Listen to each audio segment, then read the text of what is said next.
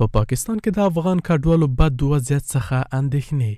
په اسلام اباد کې د اسلامي امارت سفیر سردار احمد شکیب وایي له وروستیو ترنګلتیاو څخه تراوسه په پاکستان کې شاوخوا 1000 افغان کډوال د دغه هیواد د پولیسو لخوا نیول شوي او د ساتنې مرکزونو ته لیږدول شوي دي. د ښاغلي شکیب په وینا هغه کډوال چې په جبري توګه ایستل شوي دي د ټولو لارو بندېدو له امله د سرپناه، پاکو اوبو، خوړو او درملو نشتون څخه کډېږي او په تیرو 4 ورځو کې 3 ماشومانو او 1 مېرمنې هم ژوند بایللی دی. موږ ته رسېدلي معلومات ښیي چې تر دا مهاله شاوخوا 10,000 کډوال نیول شوي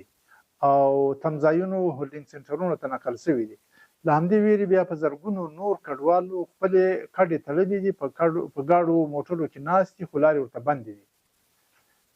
د پاکستان له مختلفو سیمو خصوصا پنجاب ایالت نه چې کومې کډې راغلي دي، له بده مرغه هغوی د پېښور له جمرود نه نیولې تر تورخم پورې تقریبا 400 لویو موټرونو کې ځای پر ځای منتظر پاتې دي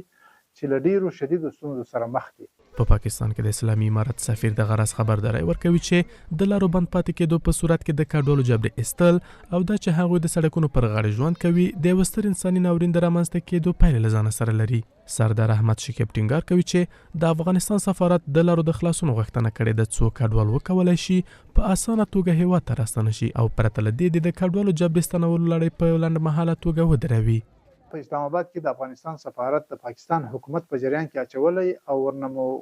رسما غوښتنه کړې او یو ځل بیا دا غوښتنه تکراروو چې باید ټولې دروازې تورخم، بولدک، انګور اډه، غلام خان او داسې نورې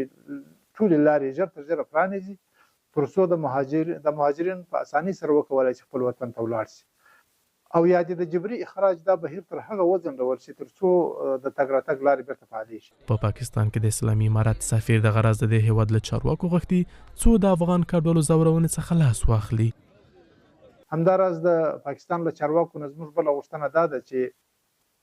د ډیپورټ مراکزو یا هولډینګ سنټرونو مسؤلینو باندې هم تاکید وکړي چې په دې مراکزو کې ساتل شوو افغانانو سره انساني چلند وشي او ټول د اړتیا وړ اسانتیاوې ورته برابرې شوي چې هغوی په مشکل حالت کې اوس شپې ورځې تېروي.